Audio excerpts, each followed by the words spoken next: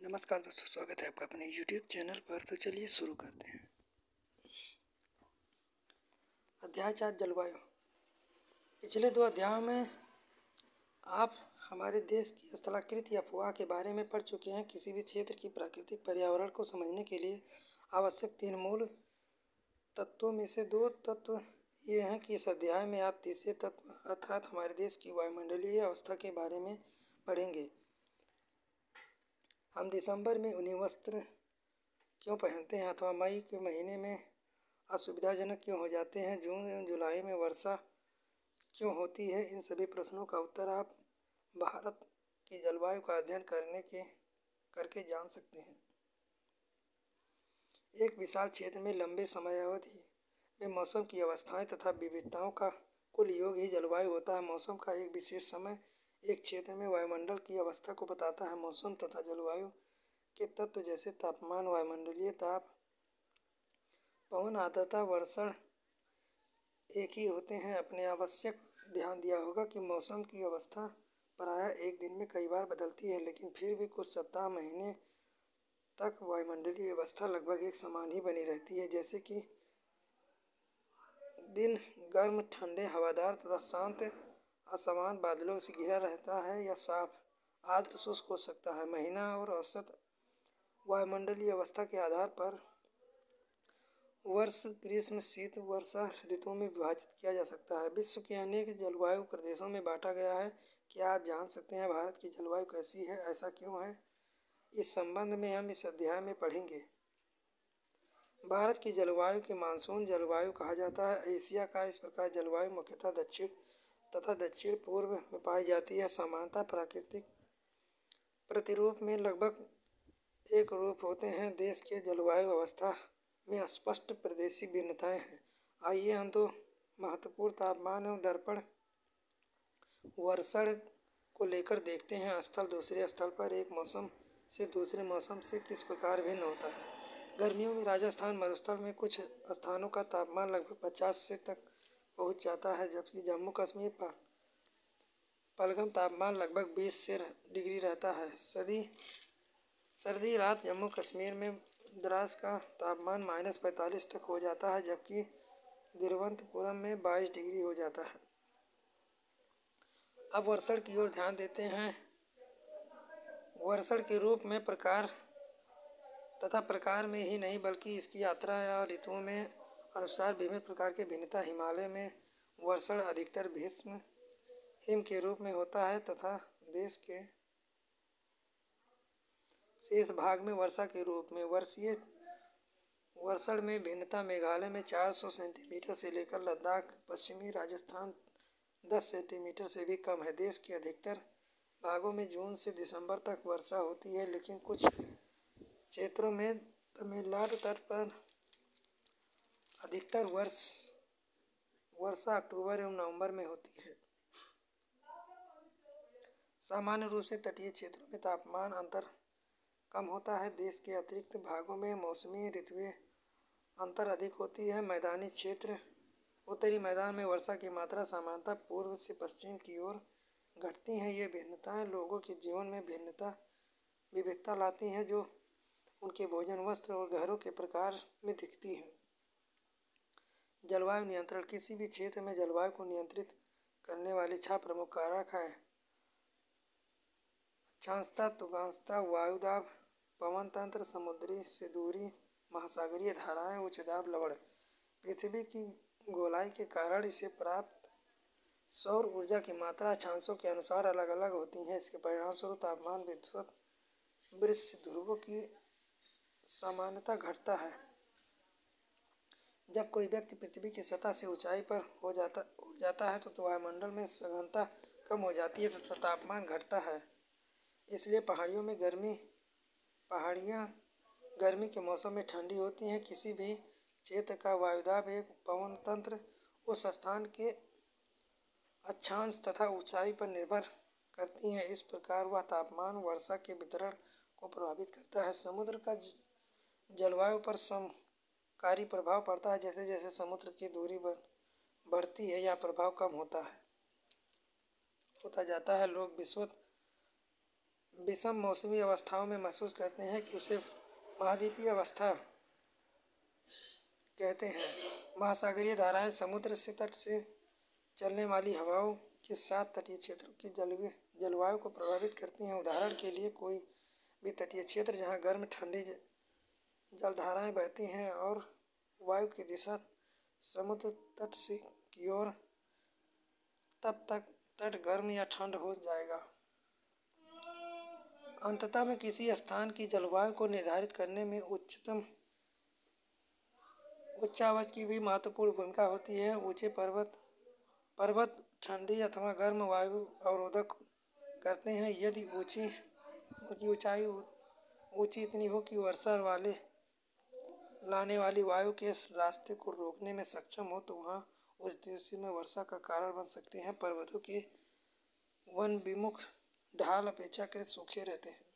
भारत में जलवायु को प्रभावित करने वाले कारक अक्षांश।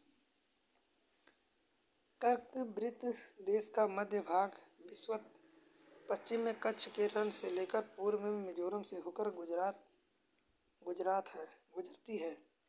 देश का लगभग आधा भाग कर्कवृत्त दक्षिण में स्थित है, जो उष्णकटिबंधीय क्षेत्र है। कर्कवृत्त के उत्तर में स्थित शेष भाग उपोष्णकटिबंधीय है। इसलिए भारत की जलवायु उष्णकटिबंधीय जलवायु और उपोष्णकटिबंधीय जलवायु दोनों की विशेषताएं उपस्थित है। ऊंचाई। भारत में उत्तर में हिमालय पर्वत है और औसतन ऊंचाई 6000 मीटर है। भारत का तटीय क्षेत्र भी विशाल है। अधिकतम ऊंचाई लगभग 30 मीटर है। हिमालय मध्य एशिया में आने वाली ठंडी हवाओं को भारतीय महाद्वीप में प्रवेश करने से रोकता है। इन्हीं पर्वतों के कारण इस क्षेत्र में मध्य एशिया की तुलना में ठंड कम पड़ती है। वायु दाब एवं पवन। भारत में जलवायु और संबंधित मौसमी अवस्थाएं निम्न वायुमंडलीय अवस्थाएं से संचालित होती हैं। भारत उत्तरी पूर्वी व्यापारिक पवनों वाले क्षेत्रों में स्थित है। ये पवनें उत्तरी गोलार्ध के उपोष्णकटिबंधीय उच्च दाब पेटियों से उत्पन्न होती हैं। ये दक्षिण की ओर बहती हैं। कोरियासिल बल के कारण दाहिनी ओर विक्षेपित होकर विषुवतीय निम्न दाब वाले क्षेत्रों की ओर बढ़ती हैं। सामान्यतः इन पवनों की नमी की मात्रा बहुत कम होती है, क्योंकि ये स्थलीय भागों पर उत्पन्न होती हैं एवं बहती हैं। इसलिए इन पवनों द्वारा वर्षा कम या नहीं होती है। इस प्रकार के भारत को शुष्क क्षेत्र होना चाहिए, लेकिन ऐसा नहीं है। आइए देखिए क्यों। भारत की वायु दाब एवं पवन तंत्र अद्वितीय है। शीत ऋतु में हिमालय के उत्तर में उष्ण दाब होता है। क्षेत्र में ठंडी शुष्क हवाएं दक्षिण में निम्न दाब वाले महासागरीय क्षेत्र के ऊपर बहती हैं। ग्रीष्म ऋतु में आंतरिक एशिया एवं उत्तर पूर्वी भारत के उत्तर निम्न दाब का क्षेत्र उत्पन्न हो जाता है। इसके कारण गर्मी दिनों में वायु की दिशा पूर्वी तरह से परिवर्तित हो जाती है। वायु दक्षिण में स्थित हिंद महासागर के उच्च दाब वाले क्षेत्र से दक्षिण पूर्वी दिशा में बहते हुए विषुवत को पार कर दाहिनी ओर मुड़ते हैं। भारतीय उपमहाद्वीप पर स्थित निम्न दाब वाले बहने लगती हैं। इन्हें दक्षिण पश्चिमी मानसून पवनों के नाम से जाना जाता है। ये पवनें कोसड़ महासागरों के ऊपर बहती हैं, ग्रहण करती हैं तथा भारत की मुख्य भूमि पर वर्षा करती हैं। ऋतुएं। मानसूनी जलवायु की विशेषता एक विशिष्ट मौसमी प्रतिरूप है। एक ऋतु से दूसरी ऋतु में मौसम की अवस्थाओं से बहुत अधिक प्रभावित होती हैं। विशेषकर देशों की आंतरिक भागों में ये परिवर्तन अधिक मात्रा में परिलक्षित होते हैं। तटीय क्षेत्रों में तापमान में बहुत अधिक भिन्नता नहीं होती है। यद्यपि यहाँ वर्षा के प्रारूपों में भिन्नताएं होती हैं। आप अपने क्षेत्र में कितने प्रकार की ऋतुओं का अनुभव करते हैं? भारत में मुख्यतः 4 प्रकार की ऋतुओं को पहचाना जा सकता है। शीत ऋतु, ग्रीष्म ऋतु, कुछ क्षेत्रीय विविधताओं के साथ मानसून के आगमन तथा वापसी का काल।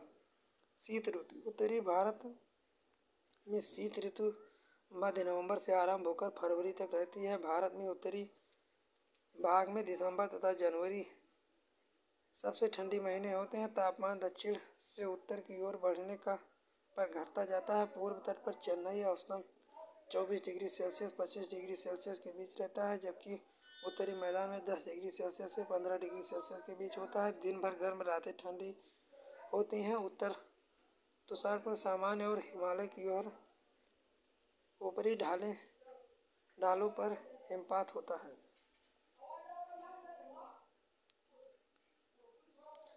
ग्रीष्म ऋतु सूर्य के उत्तर की ओर आभासी गति के कारण भूमंडलीय तट पट्टी उत्तर की तरफ खिसक जाती है। मार्च से मई तक भारत में ग्रीष्म ऋतु होती है।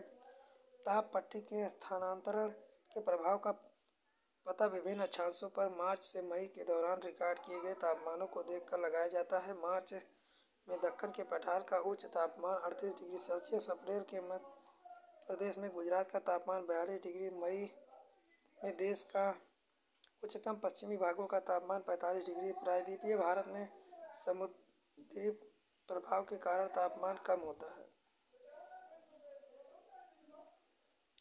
वर्षा ऋतु या मानसून का आगमन जून के प्रारंभ में उत्तरी मैदान में निम्न दाब की अवस्था तीव्र हो जाती है। यह दक्षिण गोलार्ध के व्यापारिक पवनों को आकर्षित करता है। ये दक्षिण पूर्व व्यापारिक पवनें दक्षिण समुद्रों के उपोष्णकटिबंधीय क्षेत्रों में उत्पन्न होती हैं। चूँकि ये पवनें गर्म महासागरों के ऊपर से होकर गुजरती हैं, इसलिए अपने साथ ही इन महाद्वीप में बहुत अधिक मात्रा में नमी लाती है। ये पवनें तीव्र होती हैं। 30 किलोमीटर प्रति घंटे की औसत वेग से चलने वाली सुदूर उत्तर पूर्वी भाग से छोड़कर मानसून पवनें देश के शेष भाग में लगभग एक महीने में पहुंच जाती हैं।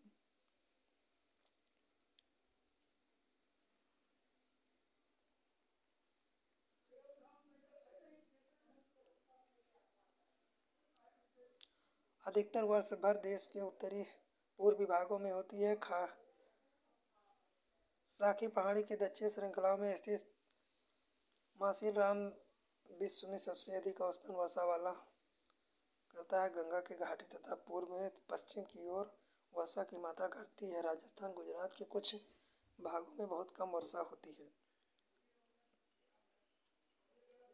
मानसून की वापसी अक्टूबर-नवंबर के दौरान दक्षिण की तरफ सूर्य की ओर आभासी गति के कारण मानसून गर्त या निम्न दाब वाला गर्त उत्तरी मैदान के ऊपर शिथिल हो जाता है। धीरे धीरे उच्च दाब प्रणाली इसका स्थान ले लेती है। दक्षिण पश्चिम मानसून शिथिल हो जाते हैं, धीरे धीरे पीछे की ओर हटने लगते हैं। अक्टूबर के प्रारंभ में मानसून पवनें उत्तर के मैदान से हट जाती हैं। अक्टूबर एवं नवंबर का महीना गर्म एवं ऋतु से शीत ऋतु में परिवर्तन का काल होता है। मानसून की वापसी होने के कारण असमान साफ तापमान में वृद्धि हो जाती है। दिन का तापमान उच्च जबकि रात का ठंडी सुहावनी होती है। स्थल अभी भी आर्द्र होता है। उच्च तापमान आर्द्रता वाली अवस्था वाले कारण दिन मौसम आहस हो जाता है। इससे असमानता क्वार की मौसम के नाम से जाना जाता है। अक्टूबर में उत्तरार्ध में विशेषकर उत्तरी भारत में तापमान तेजी से गिरने लगता है। वर्षा का वितरण पश्चिमी तट से भागों में पूर्वी भारत में लगभग 400 सेंटीमीटर वार्षिक वर्षा होती है, किंतु पश्चिमी राजस्थान